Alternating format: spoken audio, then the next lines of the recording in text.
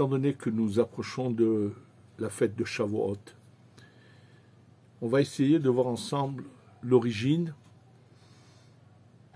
de cette coutume qui est répandue, de rester réveillé la nuit de Shavuot et d'étudier. Et qu'est-ce qu'il faut étudier? Et d'où viennent ces paroles-là, puisque dans le Shulchan Aruch, ça n'est pas mentionné. Par contre, c'est mentionné dans la Kabbalah. Alors, qu'est-ce qui est mentionné dans la Kabbalah? En fait, le Harizal, Rabbi Yitzhak Ashkenazi, celui qui a écrit les textes, et bien sûr, c'est Rabbi Chaim Vital. Dans le Sha'ar HaKavanot, sur la fête de Shavuot, quand il parle qu'il faut rester réveillé la nuit, je vais vous lire les mots et les traduire du livre Sha'ar HaKavanot que j'ai dans les mains. Veda, sache, qui kolmi shelo yeshen balayla zot klal, tout celui qui, le soir de Shavuot, ne dormira pas du tout. Ça veut dire que après avoir fait sa prière du soir et qui douche à la maison après le repas, retourne directement, sans perdre de temps, au lieu d'études et étudie toute la nuit sans s'arrêter. Veillez osek batora kol halayla.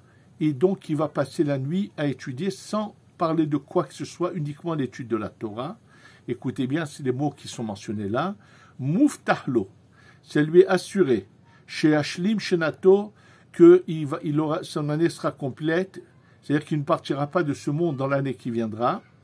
Velo yeralo shum nezek, il ne lui arrivera aucun problème. Nezek, c'est des choses sur des pertes, des souffrances, toutes sortes de problèmes. Et Bashanahi, cette année-là.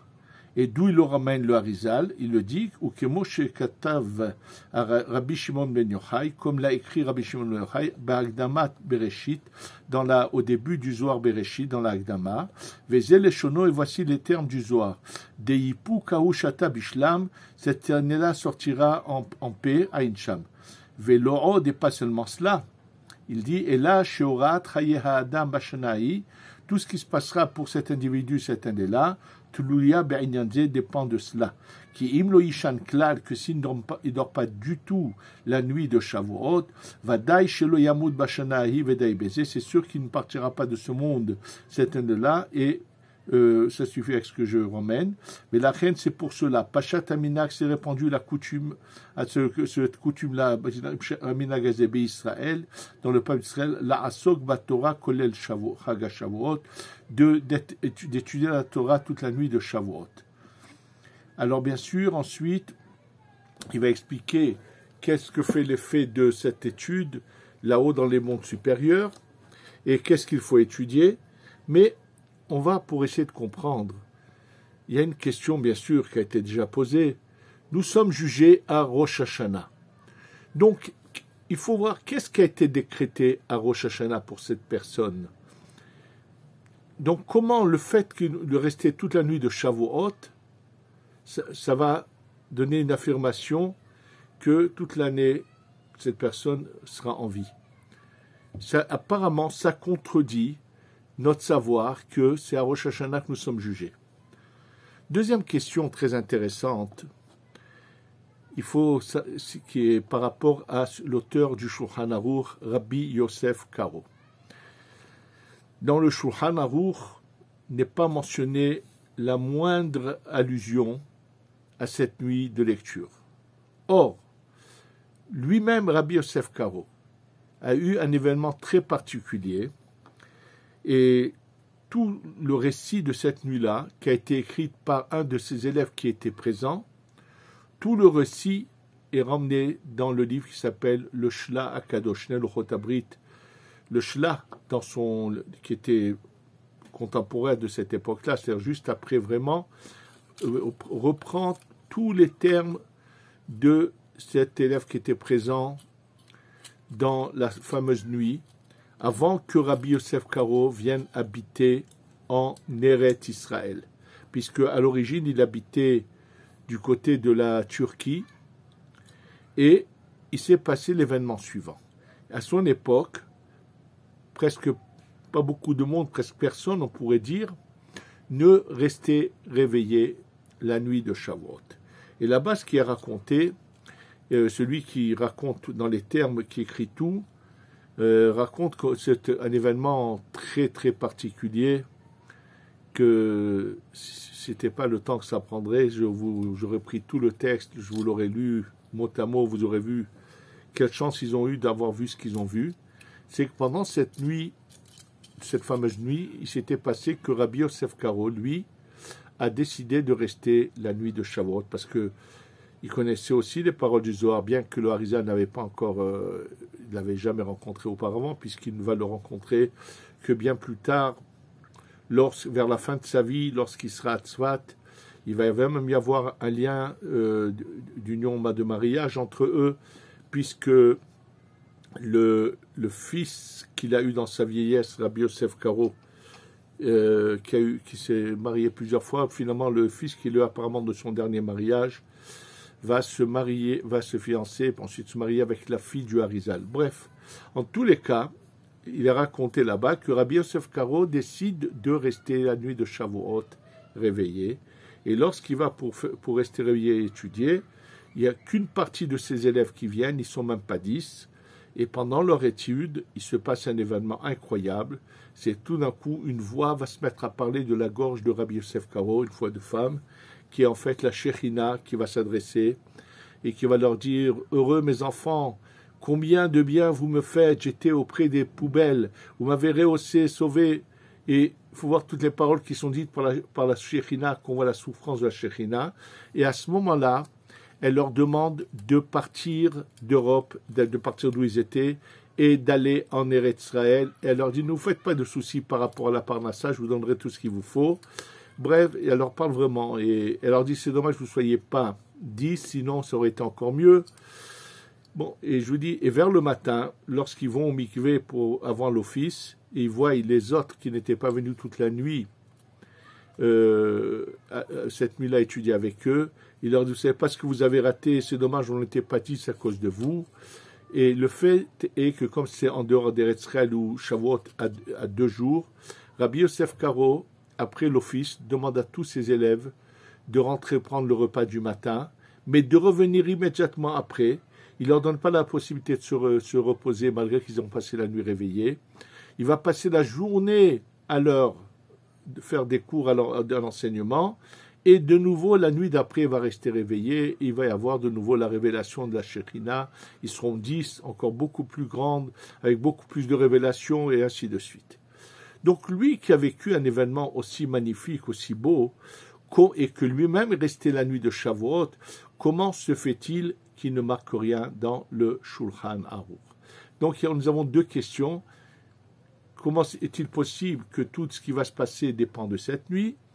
Et comment se fait-il que lui, le Shulchan Aruch, n'a rien écrit par rapport à cela? Alors, bien sûr, pour répondre à ces questions, je voudrais déjà vous mentionner que ce qu'on appelle, il y a la Hydra Rabba et la Hydra Zuta. Je vous ai déjà dit dans d'autres cours que, en fait, ce sont des révélations de Rabbi Shimon ben Yochai par rapport au secret qu'on lui a permis de révéler. Et la Hydra Zuta, c'est la dernière révélation qui a eu lieu le jour où Rabbi Shimon ben Yochai va quitter ce monde. Et voilà ce que Rabbi Shimon ben Yochai dit à la fin de la Hydra Zuta. À la fin de la Hydra Zuta, Rabbi Shimon ben Yochai révèle que lorsque les âmes quittent ce monde, elles sont en présence d'un tribunal céleste, c'est-à-dire d'âmes de tzadikim qui sont morts il n'y a pas longtemps, qui eux sont nommés par Hachem, par Dieu, pour juger les gens qui quittent ce monde et passent devant eux par ce tribunal.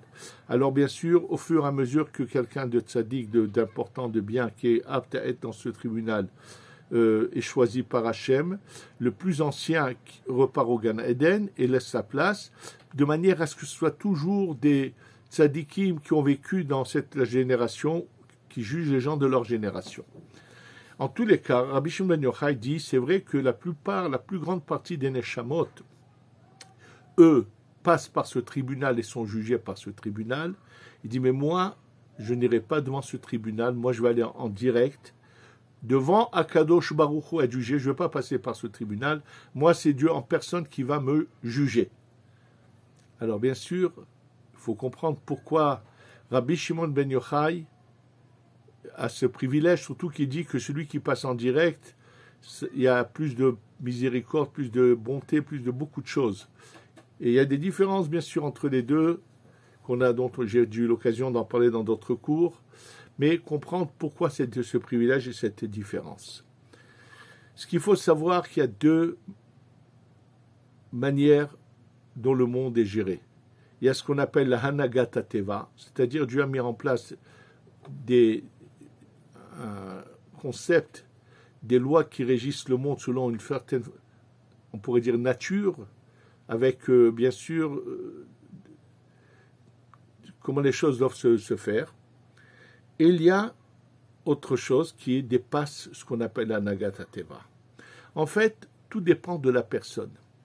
La personne qui fait ce qu'elle a l'obligation de faire, donc se conduit d'une manière naturelle, entre guillemets, va être jugée par cette anaga, par cette manière naturelle de gérer le monde. Ceux qui ont fait des sacrifices, qui se seront donnés au-delà de l'exigence de Dieu, ont fait plus avec cœur et goût, bien sûr qu'ils vont Dieu va avoir vis-à-vis d'eux une autre attitude. Et pour le comprendre, je vais où c'est que j'ai trouvé la réponse aux questions que j'ai posées, dans le livre qui s'appelle le Béné Issachar, dans le début de ce livre.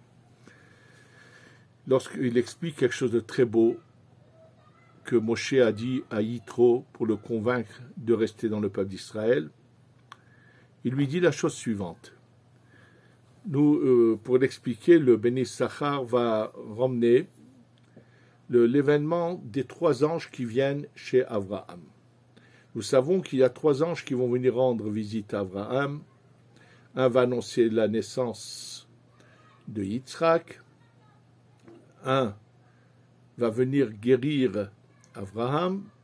Et un est prévu pour aller ensuite détruire Sédom, Va'amora, Sodome et Gomorrhe, pour détruire ces villes qui étaient, malheureusement, avaient une attitude horrible. Et ensuite, que se passe-t-il? Parmi ces anges, celui qui est venu guérir Abraham, c'est lui qui va aller ensuite sauver Lot et ses filles au moment de la destruction de ces villes. Et la question, bien sûr, qui est posée bien avant le Béné Issachar, mais qui lui ramène, c'est que nous avons un principe que nous savons, que jamais un ange fait 2 missions à la fois. Parce que Dieu ne manque pas d'anges, et si un même ange faisait 2 missions, ça donnerait l'impression qu'on n'a pas assez d'anges, il faut envoyer le même ange à faire 2 missions. Et cette question qui a été posée est: comment se fait-il que celui qui guérit Abraham va ensuite aller sauver Lot? Quelle est la réponse qui est mentionnée? Guérir Abraham et sauver Lot, c'est la même chose. Comme le dit le Béné Issachar, au lieu de me donner une réponse un peu tirée par les cheveux, qui paraît un peu surprenante, la meilleure chose aurait été qu'on envoie un 2e ange qui, lui, fasse la mission de sauver Lot. Puisque l'ange Raphaël qui est venu pour sauver Abraham, ça suffit, et un autre va aller sauver Lot. Alors, écoutez la réponse et l'explication du Béné Issachar, et bien sûr, c'est un fondement qui va nous aider à comprendre beaucoup de choses.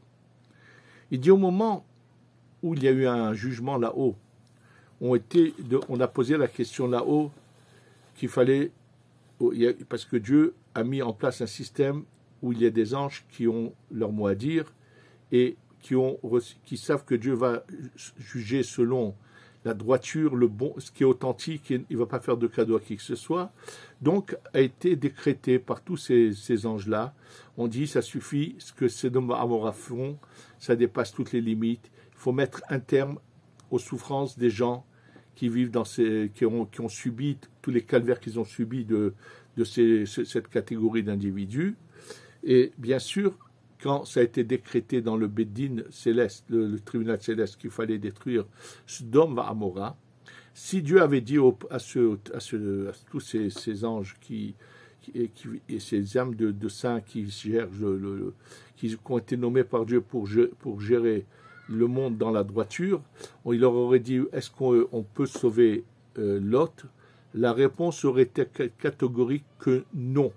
S'il a décidé d'aller habiter parmi des gens aussi mauvais, eh ben, il va subir leur sort. C'est ça ce qu'aurait se serait passé si Dieu avait demandé. Mais Dieu sait que Abraham va beaucoup souffrir si Lot est également anéanti dans ce décret. Qu'est-ce que Dieu va faire? Ce que Dieu va faire, je vais le dire tout de suite, mais en même temps, ça va répondre à une autre question que pose le Béné Issachar. Le Béné Issachar ramène qu'il y a deux moyens de guérir les personnes. Soit Dieu envoie l'ange de la guérison, soit c'est Dieu en personne qui guérit. Il y a différent. Il ramène ça au nom du Zohar. Sur le verset, Refaeni Adonai ve'erafe, Osheani ve'vashaa, guéris-moi Dieu et je guérirai. Qu'est-ce que ça veut dire? Mais c'est sûr que s'il me guérit, je vais guérir. Ça veut dire, si c'est Dieu qui me guérit, donc je vais guérir définitivement, alors que lorsque la guérison vient par un ange, la maladie peut revenir. Et donc, la question que pose Ibn Issachar, comment se fait-il que Dieu envoie un ange guérir Abraham et que Abraham, ce grand tzaddik, ce personnage aussi extraordinaire, n'a pas le mérite d'être guéri par Dieu lui-même? Alors la réponse, avec ce que je vous expliquerai tout de suite, ce que Dieu a fait pour sauver Lot, vous allez avoir la réponse à cela également. En fait, Dieu s'adresse au Beddin et leur dit, est-ce que vous êtes d'accord que j'envoie un ange guérir Abraham? Bien sûr, tout le monde à l'unanimité est d'accord. Maintenant, quand vous lisez le texte, vous verrez qu'avant que les anges arrivent, Dieu a rendu visite à Abraham. Et sachez qu'au moment où Dieu a rendu visite à Abraham, il l'a guéri de la Brit Mila. Il l'a guéri de la souffrance qu'il avait d'avoir fait cette circoncision à son âge. Lorsque l'ange Raphaël arrive, il est un peu surpris, qu'est-ce qu'il a à faire? Dieu lui dit, mais dis-moi, tu guéris que la peau, que les maux de corporels, et les souffrances du cœur, tu ne les guéris pas? Tu dois aussi guérir. Sache que Abraham va terriblement souffrir maintenant du cœur dès que je vais lui annoncer que je vais faire détruire les villes de Sédom à Amora. Et en apprenant que Lot va mourir, ça va énormément l'affecter, que Lot et ses enfants vont mourir. Alors tu dois le guérir. Quel est le moyen pour l'ange Raphaël de guérir Abraham? C'est d'aller sauver Lot. Donc c'est vraiment une même mission. Et là, le Bédin ne peut plus faire marche arrière de dire « Ah mais que pourquoi Lot serait sauvé ?» Non, puisque eux ont donné leur accord que Abraham doit être guéri. L'ange Raphaël est là pour le guérir. Donc le seul moyen pour lui de guérir Abraham, c'est d'aller sauver Lot. Donc c'est vraiment une même mission. Ce qu'il en ressort de tout cela, c'est que lorsque Dieu veut intervenir, il peut contourner tous les décrets du Beth Din. Sachez que la nuit de Shavuot, bien sûr, dans la halakha, il n'y a aucune obligation de rester réveillé. Mais quand la Kabbalah révèle que celui qui reste réveillé, toutes les lumières qu'il fait descendre sur la Shekhinah, comment il prépare la Shekhinah à aller au mikvé d'en haut, et elle va s'unir le lendemain à Kadosh Baruch Hu, quand on décrit tout cela, il est évident que celui qui reste réveillé fait quelque chose qu'il n'a pas l'obligation de faire, se conduit de manière surnaturelle, et automatiquement, ce genre de personne, qu'est-ce qui se passe? Dieu dit au Bédine, donnez-moi les dossiers de tel et de tel et de tel. Donc, quels que soient les décrets qui ont été pris à Rosh Hashanah par rapport à cette personne, la nuit de Shavuot, tout peut changer, tout peut basculer. C'est ça ce qui nous est révélé. Par par l'agissement qui est au-delà de nos obligations, on peut tout faire changer et basculer. Donc, ça veut dire, mais à condition, bien sûr, comme je vous l'ai dit, après l'office, aller prendre son repas, ne pas parler de quoi que ce soit qui ne concerne pas la Torah ou la fête. Après le repas, tout de suite, il n'y a pas des heures, comme dans certaines communautés, on fixe à telle heure commence l'étude. Et celui qui a fini de son repas avant, et qu'est-ce qu'il va faire? Il va perdre son temps? Non.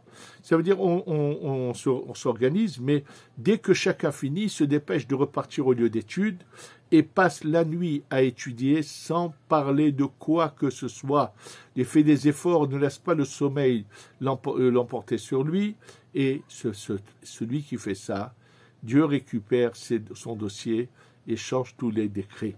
C'est-à-dire que lorsque Dieu va intervenir, il fait tout changer. Rabbi Shimon ben Yochai, qui toute sa vie a été une vie de sacrifice à Dieu, d'amour de Dieu, c'est pour ça qu'il dit, moi je ne peux pas passer par le tribunal, moi je vais en direct devant Dieu. Tous ceux qui se conduisent de cette manière-là, qui ne se contentent pas de dire, mais moi ce qui me suffit, c'est d'apprendre le Shulchan Aruch, l'Agmara ça me suffit, qu'est-ce que ça m'intéresse, la Kabbalah, le Zohar, et tu veux connaître l'âme de la Torah que Dieu apprécie, comme l'a dit le roi David.